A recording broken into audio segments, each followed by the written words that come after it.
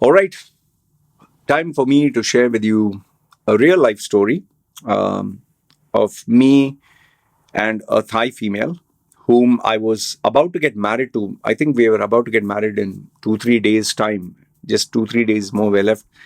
And how instead of getting married, it ended up being one of the most disastrous stories I ever experienced.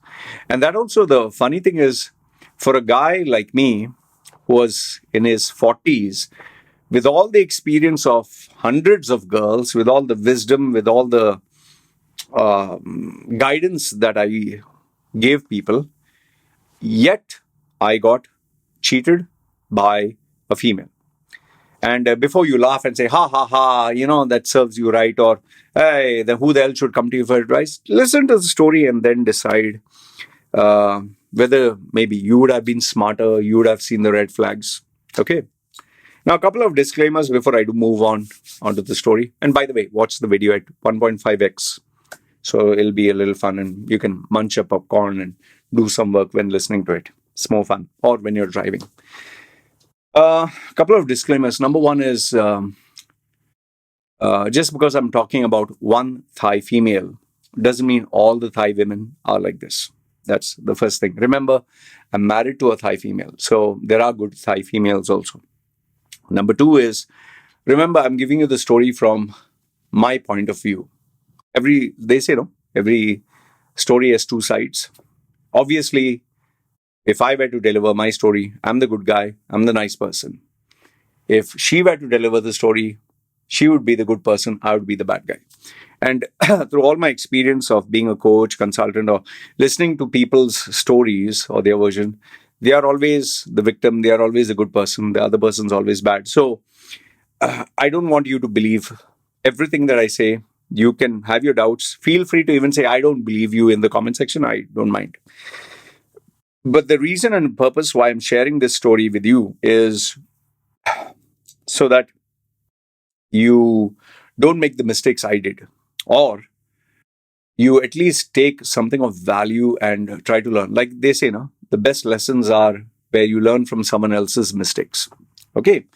So, having said that, I'll start the story and I hope I can remember most of the details. Okay.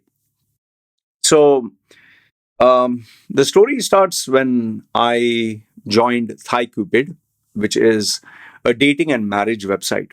Okay. And over there, initially when I was there, I was being very choosy and selective. Okay, this girl, I would check for profiles for hours and hours, and then I would choose one girl per day. And the responses were hardly coming. And I was like, man, do I have the time to literally spend 2 to 3 hours searching each and every profile, filtering it, and then getting nothing? So finally got fed up. I made a template. I verified the template, made it better. And finally, I came out with a template. Who am I? What am I looking for in a female? And about me. Okay. Made it as short, sweet, to the point, blunt as possible. And then what I did is uh, there is a filter, no? You can choose the age from 18 to 50, 60, or whatever the age. So I chose, let's say, I really felt 18 was too young. So I said, okay, from 20 to say 30, 35. I can't exactly recollect, but I definitely didn't go for 40. So 30, 35, whatever age. And so what I did is, well, just like you swipe in Tinder, you just get fed up, you swipe, swipe. Guys do that. So I started copy pasting that message to each and every female I got. I didn't check the profile, I didn't read. I had given the filter. I don't want a female to be overweight or 4 feet and below or whatever certain parameters. Within that, whatever came, just send it. So I literally sent to 5,000, seriously, 5,000 females. And I think it came to a part where when I logged in, I realized, oh, I've sent to all these females. However, Thai Cupid, I guess new profiles kept coming, so I kept sending. Out of the long story short, out of 5,000 females, I think finally, say 10%, 500 kind of agreed because my list was rather very difficult to swallow. Not many people would like it. If you want to know what I wrote in the list, comment down below. I'll tell you. It was rather very explicit and rude. Okay. I would tell no smoking, no drinking, no being on social media, and no going, no going out, and this and that, and no friends, and all that crazy stuff. But then again, I realized if a female was really serious about marriage, she obviously wouldn't be, for a marriage partner, I didn't want someone smoking, drinking, drugs, and having 100 friends and going out for full moon parties and, going to nightclubs. You want marriage material. I was not. I was not very particular like most of the Indians are about. I want a virgin and she should be very pure and, no, all that. No.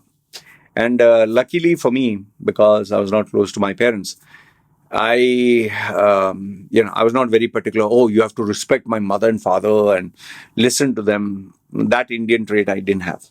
Okay. Out of 5,000, I got, you could say 10%, 500, who were kind of interested first. So then began the chatting process. Out of the 500, I think 300 or 200 or whatever added me on Facebook, social media. And after I would add them up, just the normal chat, I never kept it kind of romantic. I never kept, oh, you're so beautiful. Oh, I love you. Oh, and I didn't, go the normal route. I asked very specific questions and I spoke to them like a friend. So after, I would say, and by the way, this whole process was not like 1 day, 2 day, 1 week. It was like, I think nearly 2 years or 3 years. It was a really soul searching process. It was not a 1 day thing. So when people tell me, oh, I got the love of my life, how many days? Oh, 3 days ago. Boss, stop. Searching, you cannot get someone so fast. And if you get someone so fast, it's a big red flag. So it was not easy at all. And obviously, I used to chat with them, talk to them. I wanted to get to know them because it's not just, okay, great figure, great face. And most of them would use filters. Most of them would show you the best photographs of the slim figure. I wanted to know how are they as a human being. And I generally did not like this, just the chatting bit, because you can chat and sound wiser than your age. I used to speak to most of them on video. So there were no filters. And I used to tell them when they would put the filters, like you get on Facebook, the ears and cute face and big eyes. I said, please switch off the filter. And we would just have a normal conversation. This would go on. So from the 300 or whatever, it came down. Then by the time I moved to Thailand, and finally it came down to, I think, the top 12 or the top 10 or the top 6. I can't remember. But yes, I did meet 6 of them. Okay. Now, among the 6 of them, one of them who I did not meet was this particular girl. And I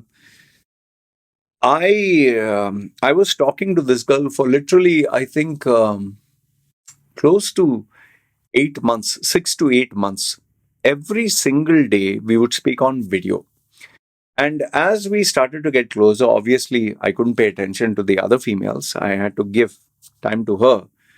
What began as, before we would talk for 15, 20 minutes and half an hour, 30 minutes, soon became 1 hour, soon became 2 hours. Soon she would just keep the camera on and she would do her thing. She was actually working in a Bangkok mall where she would sell clothes. She would buy clothes and sell it in a Bangkok mall. And she would keep the camera on and she would sell. And then when she was free, she would talk to me or she would chat with me. And this went on every single day for 6 to 8 months. And me, when I was to sit like in front of my computer, I would, those days I was more active, not on the YouTube channel, but more active in letters, in, articles, in email. And I was literally churning out, 100 responses on Quora. That is why if you Google search on Quora, you'll get a lot of my articles. I was doing my website. I was doing a lot of the written format. I was not like hardcore on YouTube like I am now. If the YouTube videos were there, they were just one off. So after nearly 6 to 8 months, okay, um, I finally asked her, like, so do you think this relationship can work? And what's next? How do we move further? And by the way, let me give you a few bits of outline. I've written down my notes so I don't miss out on any point. So in case you see me looking at the screen, wait 1 second. I've written it down here. Okay. It's opening. 1 second. Okay. So these were some of the details about her. One is I told you I was speaking to her via video for nearly 6 to 8 months, and we would be on video the whole day. Whole day. Just imagine, right from the time you get up 9 or 10, whatever she was online, from 10 o'clock till almost 10 in the night. Just keep looking at each other, chatting. And she did not speak fluent English. She would use Google Translate. So when she would be eating, what are you eating? And then I would be eating, okay, where are you going? And suppose I would go out for shopping. I'd go out. Then when I come back, again, the camera would be on. Okay. The second part is I chatted with not only her, but later on, before she would come and meet me, I chatted with and on video, even with her parents. Okay, parents and relatives. And by the way, I didn't tell you this. She had a daughter who was, I think, 9 or 10 years old or whatever. I even spoke to her daughter. Her daughter, chatted. Obviously, she can't talk English. A little bit of background about this female is she was recovering from an abusive ex-husband that was Thai, who exploited her, beat her, and all that. I told you, everyone tells their story where they are the good person, the other person's bad. And she also told me that, obviously I asked her, okay, I'm talking to you through Thai Cupid. Are there many other guys? So she was talking to her, I think 7 or 8 or 9 or whatever. And I told her also, I was chatting with kind of more or less the same. And finally, she told me she was not interested with all of them because either they wanted sex or they were too old or, whatever. They didn't want a daughter or. So finally, we ended up, me and her only. Okay, that's as far as I believe her story. Um, and yeah, so the only point of contention that we had was she wanted dowry, that was sinsod, which I was not prepared to give because if you give someone money and they take the money and run away, I mean, you can't get it back. So the dowry was the only thing which I was not for. Like even if I was marrying an Indian would give me dowry. I don't want. Keep it in your bank account. Okay. So finally she decided, okay, I'm going to come down to Samui from Bangkok. But in order for her to do that, she would have to shut down her shop. She would have to sell off everything. Okay. And then she would have to send all her clothes, her belongings, transfer a bank account to a bank account here and all that. So we were working through that. And I think after nearly 1 month or so, she slowly kind of shut down the shop. She got back a rent or whatever deposit. She transferred all the stuff. I got it in boxes. We kept it here. And finally, she had to come down. The only bit of the story which didn't make sense to me, and I'm not fully fledged with the details, is let's say, for example, she was supposed to come on the 1st of March, but then she told she's coming and she didn't arrive. Then 2nd, 3rd, 4th, 5th, it kept going every day that she would say that I'm coming. But something or another would keep happening. And finally, 2 weeks, every day, I'm coming tomorrow. So I don't know what is the real story. I'm being honest with you. Finally, I was like, are you playing a game? But then I was confused. You send all your stuff and all that here. Your clothes are here. You shut down the shop. You're saying you're coming, but you're not coming. So finally, after 2 weeks, after getting some of my Thai friends who are females to talk to her and find out what it is, she finally came down here. Okay. Came down here, obviously, very happy. And yeah, well, romance and sex and, all that crazy stuff. And the first day, she cooked food very nicely and she took care of me. And the only problem was she didn't speak in English. I didn't speak in Thai, so we had to always use Google Translate or we had to use the app. But I was overjoyed. I mean, you're talking literally 3 years of searching and chatting with so many, and finally you found the female who you think you're going to get married. And she was pretty, she was slender, she was slim, she was everything what I liked. And and when you're serious about marriage, you don't joke around. I took her, I introduced her to all the people in the locality who knew me, and everyone like congratulations and all that. And finally, when I asked her, "Are you serious about getting married to me?" She said yes. And she even spoke to her mother, father. I spoke to them on video, obviously Google Translate. And I don't know, but this is the one crazy part of the story where I took her to a tattoo artist and I told her, "Are you serious about marrying me?" And she said yes. I said, "Tattoo the name Loy Machedo, Loy Machedo, like a round thing here. Tattoo it and I'll believe you." To this date, I have no idea what made me say that. Why did I say that? Because with my wife, I don't want her to have even a dot. Not that because I didn't love this girl or I don't know what. But I was like, if you really love me, you'll do it. And lo and behold, she said, "Okay, I'll do it."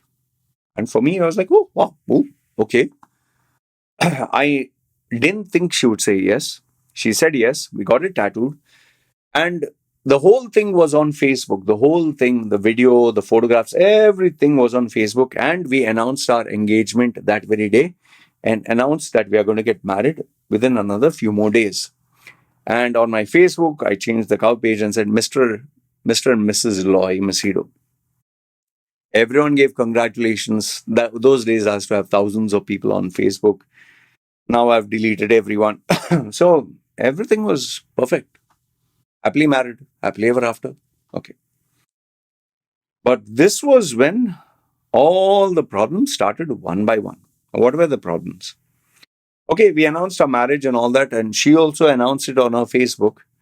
No sooner did she do it, I think it was the next day, following day, or 2, 3 days after, where one day when I woke up and she's crying, she's sobbing, she is totally in tears. And I'm like, what happened? Like, I just woke up, I washed my face, and I'm seeing in the morning she's red eyes. And I said, what happened?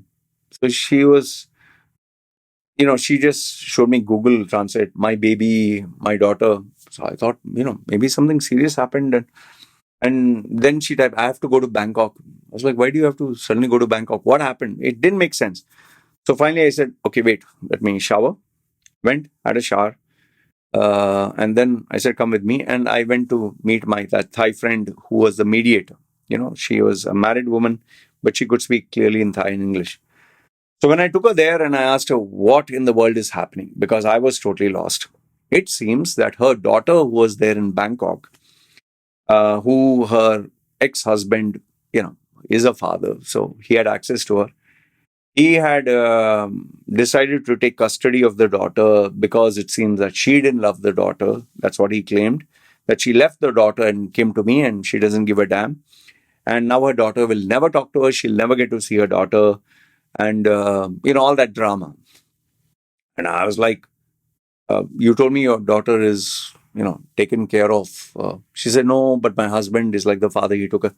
So she was like, I have to sort this out. I have to this thing. I'll get my daughter and come back. So I was like, okay, you get your daughter and come back. I said, why don't you pay ticket money? And no, my husband will not leave. He wants me to physically come. So I was like, okay, fine. And then she also told me that, you remember I told you she had a shop in a shopping mall. So there she said she had to pay a little bit of money that was remaining. And then she would get the remaining of the deposit, which I thought she got all her deposit back. And she wanted to sell off the remaining clothes and bring some of the clothes to sell here. She wanted to start the business here. I was totally fine with that. So one by one, these were the things that she was telling me as went to a friend. And finally, she told me that her mother and father, they are objecting to the marriage. Till now, it was yes. And I was like, why are they objecting? They said they want the sin solved. They want the marriage because after you get married, How will they support themselves? I used to take care. I used to send money. So I was like, see, I'll transfer the money to your bank account. You can give them whenever you want. She said, no, no, no. They want this. And so what I did is 100,000 baht, which is $3,000 roughly. I put it in a bank account in front of that Thai person. I took the Thai person, put it in a bank, and I said, see, I'm a man of my word. I did it all within that few hours. When transferred, then I booked the ticket and I said, sort all these problems out. Go get your daughter physically, take it from the husband, so that your husband can't bully her.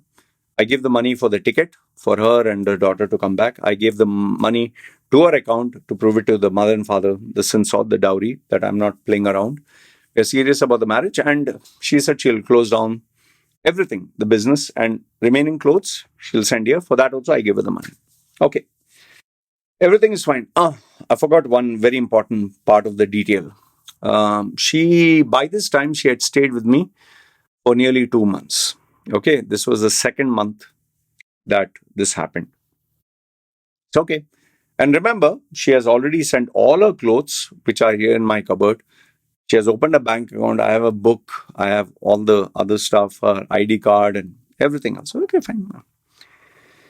And so I think it was the afternoon flight and she left because morning, you know.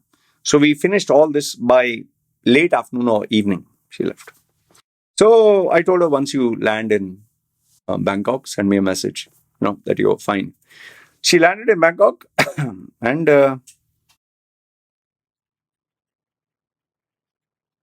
then she didn't message.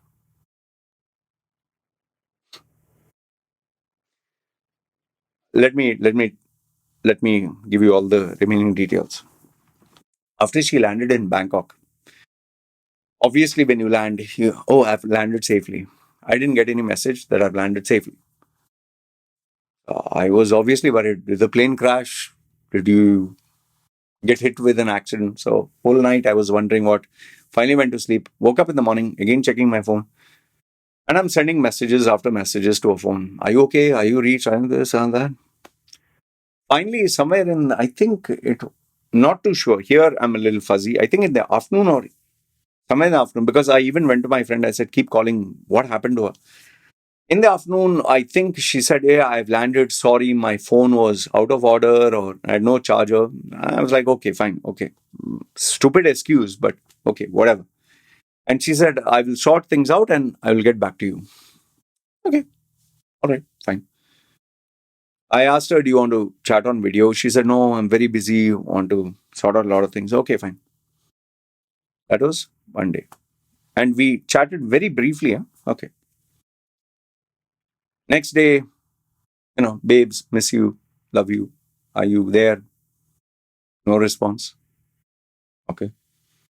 Third day, so I thought maybe she's busy. But no response the whole day. The third day, I sent her again the message. And finally, that is where I realized, man, there's something seriously wrong here. Something is not going on well. And I kept calling on the video by the third day. And finally, she appeared. I don't know, it was the second day or third day, where she's sitting in the toilet, the bathroom, and she's talking to me and she's crying. Again, she's crying. Like, are you okay? What's happening? And, Google Translate, she would send me a message. I'm here. I just want to get my baby and my husband is causing problems. I said, do you want me to fly down? Do you want me to bring this Thai person? Should we call the police? So many other things. She said, no, no, no, no, I'll sort it out. Okay. This drama continued. And I'll tell you, for the next, I think the whole week, it was nothing but me losing my peace of mind because she's not picking up the phone. She's not answering the video. If I send her a message, okay, I'll call later or something. And then finally, I think after the third day or fourth day, finally the messages was also stopped. And then I started to hunt through Facebook and Messenger. I'll tell you, it really messed up my head. And then finally, I think it came down to the part where there was no more messages. And I really thought maybe I need to fly down to Bangkok, go to the police, go to a detective. And I finally sent the message, okay, should I call the police? Should I call the detectives? I even asked somebody in Bangkok to go and check. And finally, you'll not believe, uh, I don't know. Here again, I'm clouded. I even got in touch with her husband, by the way. And I had given a long message, please, just leave her. She wants to marry me. We want to live a happy life. He said, okay, okay, okay. We have just few things to sort out. I was still waiting patiently. This went on for a bloody whole week. I'm not very specific with the details here, but there was a lot of drama. Finally, when I told the police and detective and all that, uh, I got in touch with one girl. That was who I met through Thai Cupid, but who was a common friend. Common friend in the sense, sorry, not common friend, means I could request her to go and check. And she went to the residential address and everything checked, spoke to her, and she said, Loy, I'll get back to you. I'll go talk to her face to face. When she spoke to me in the evening, she completely shocked me.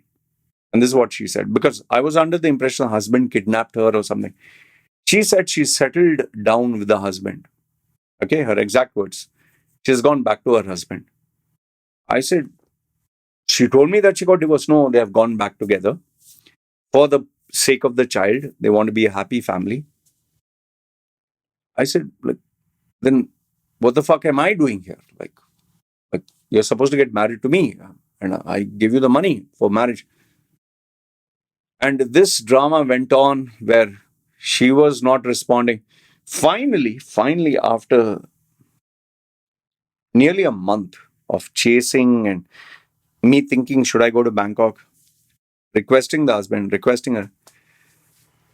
Finally, I told her, listen, you have till the end of this month, because the whole month drama, you give me a final answer. And please, then we go our own peaceful way, because I can't wait like this forever. This is crazy. 1 month, literally every single day. I'm not doing anything else. I'm not working. I can't live like this, man. Finally, she told me, okay, we break. That, that was the sentence. We break. Okay, we break. Then I asked her, what about the money? Like, I was with that Thai person. What about the money? The money I spent. It kind of brought me back to the old memory, deja vu. When I would lend money to someone, and seriously, they would tell you on your face, Roy, I spend the money. That's it. Even when I was literally on the streets and the money that I saved through begging, borrowing, loans, and I gave it to the person I trusted the most, the exact same thing he did. After taking the money, when I asked him after 2, 3 days for safety keeping, sorry, Roy, spend it. Uh, what do you mean you spend it? I spend. Roy, if you want, beat me. Come on, beat me, hit me, give me bad words. Why will I give you bad words? Why will I hit you? Like, what will I get by hitting you? Give me the money. No, sorry, Roy, I spent it. I couldn't help it. I had to spend. It just brought back all those memories, and I was like, no fucking way, man. The girl tattooed my bloody name on her chest. The same girl. Even she would do like this? You really have to be mad at such a level to, if she planned out to cheat me, why put the name? Why tattoo? Finally, when I asked her, money spent, she told me her parents spent it. Later on, I found out it was not her parents. She gave it to this ex-husband, and they decided to invest it together for their future or loans or whatever. And so I was stuck here with her clothes, or which all I took it all out, dumped it, and I sent a message, please collect your clothes. I'm not going to keep it here for more than, I think, 1 week or so. There was no response, so I give it off to the people that I know. They were very happy. They took all these fake designer clothes, so to speak. And after all the heartache and nearly 2 months of drama, I finally said, okay, enough is enough. You can't do anything, can't change it. Because remember, there were feelings involved. I had not had, see, I had sex with her, I had spent time with her, I invested my trust in her. It was not a casual thing, it was actual feelings. And I'm not ashamed to tell you this. I sat down and I cried a little bit. I really wept. Like, come on, man. All I wanted was love and all I wanted was a family. The embarrassment, it was not, I didn't give a damn what people would think. It was more the hurt inside. But I had to remove all the Facebook posts. I had to remove all the this thing. I was very hurt, very upset. Many people asked me, Loy, what happened? What happened? I had to tell, no? And obviously, when finally, after 2, 3 months or 4 months, finally, when I got another girl, they're like, what happened to that girl? So I had to tell the story. And here's the surprising thing. I thought people would not believe me when I tell them that she ran away with the money. They're like, oh, it was so obvious. If you had asked me, I'd have told you, don't give the money. Well, anyway, lessons learned too late. Okay. And remember this, a female who tattooed my name on her chest, her neck, which is visible, who I spoke to for 6, 8 months, whatever, every single day, whom I spoke to her daughter, who I spoke to her family. And even after all that, and the family knew that she came to stay with me and we are about to get married and they proved it. That person cheated. Now you can maybe say, maybe mentally something was wrong with her, or maybe emotionally she is unstable. But I'll give you the part of the story that happened after. Then there you can decide whether she was emotionally unstable, mentally unstable, or outright manipulative. Why? Because my wife, being a typical female, she would always keep a tab on my ex females, whatever. And one fine day, she showed me, because this female had multiple accounts, which obviously I don't know Thai, so I don't know the name, I don't know how to find them, but my wife used to find more than 6, 7 accounts she had. And on every account, she was chatting with yet another foreigner. Okay. And later on, my wife told me this is her business, or maybe this is what she does. But it still didn't make sense, because why would you tattoo someone's name then? And she was, I love you in all these, each account with a different guy. Okay. And this continued, and I was like, let her do whatever the fuck she wants. By the time I was married to her, so I didn't give a damn. Okay, you cheat, you do whatever you want, it's your life. Later on, you'll not believe, I think after 6, 7 years, 6 years, sixth year, I get a call from one guy from Europe, uh, Algerian or Arab descent, but who's staying in Europe. And he called me to threaten me to kill me, and he's going to fly down to Samui and kill me. And I was like, sorry, who the hell is this? And he was giving bad words, motherfucker, I'm going to kill you. You what? Try to rape my wife. And what? What rape your wife? And then he sent me photographs, and same female. And he's saying, you drugged her and you put Loy Machedo here. And now she had to put black, this thing. And I'm going to kill you, stab you. And I said, boss, chill the fuck out. Just chill out. Before wanting to kill me or stab me, or she cried and she told me, okay. I'll give you, can you give me the proof to show me? He didn't have any proof. He just told me she cried and all that, and she showed this. I said, okay, I will show you the proof. And I showed him the bank statements. I showed him the chat logs. I showed him the photographs. I showed him the video. And my wife also spoke to him. And then he realized this female is lying to him. Well, I thought that he would realize his lesson, but no. I think it was before COVID actually. Yeah, COVID just started by the time. And if he had to fly down, he had to stay 2 weeks in the hotel. That was the rule, 2 weeks quarantine. And he was determined to come here and confront her or whatever. And the funny thing, when he landed here, he's in touch with me, asking me for, can you send me porn links, or can you send me pornographic material? I said, I was thinking, is he gone mad? Like, you are talking to me and asking pornographic material, and you're going to meet the so-called ex who cheated me. Like, he was also mentally gone case. Finally, he met up with her, And my wife was slowly keeping a spy on their account. And on this Facebook account, she was bad mouthing me without my name, saying that he tried to rape me, he drugged me and got this name. And why doesn't he, means she didn't take my name, why doesn't he leave me alone? I'm innocent. I'm crying tears of blood. All I wanted was true love. All I wanted was someone to take care of my child. And she's positioning herself as a victim. And her friends in her Facebook, see, this is how females are. Poor thing, you're so sweet. Your heart is so pure. We Thai women, we get exploited by these foreigners and they are so evil. They are so bad. Blah, blah, blah. My wife was busy translating. I said, I don't want to hear this. Just forget it. So the guy who wanted to apparently kill me, come in, and he spent 2 weeks with her, busy humping her, having sex. Apparently, he promised her to marry her, and she, same story she wanted to repeat. However, here's the fun part. After 2 weeks, he left her, and then he sent me his final message stating that she's a fraud. That's what he found out. That's as far as he claims. I don't know what happened. And she was like, this guy broke my heart and took advantage of me. So she is blaming him, he's blaming her. And they were literally putting photographs. Huh? This is like in my case, I never put any photo. They were putting photographs of each other, hugging, kissing. And then obviously she had to disable that because her name was getting spoiled. And then the climax of the whole thing was when one day my wife showed me that her husband, it seems, is jailed for illegal drugs.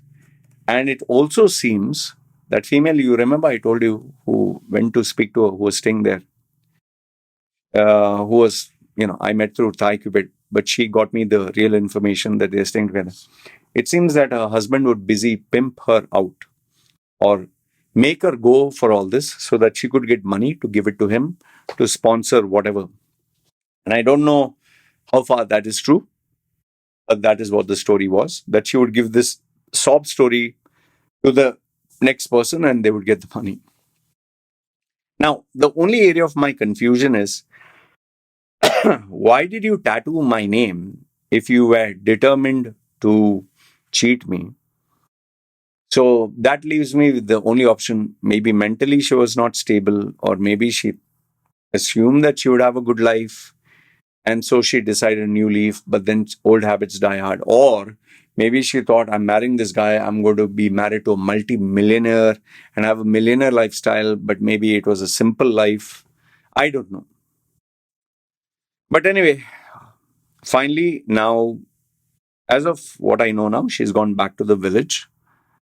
She and her daughter, her husband is jailed. I don't know for how long, but for illegal substances and drugs and all that, it'll be 20, 30 years or 10 years minimum.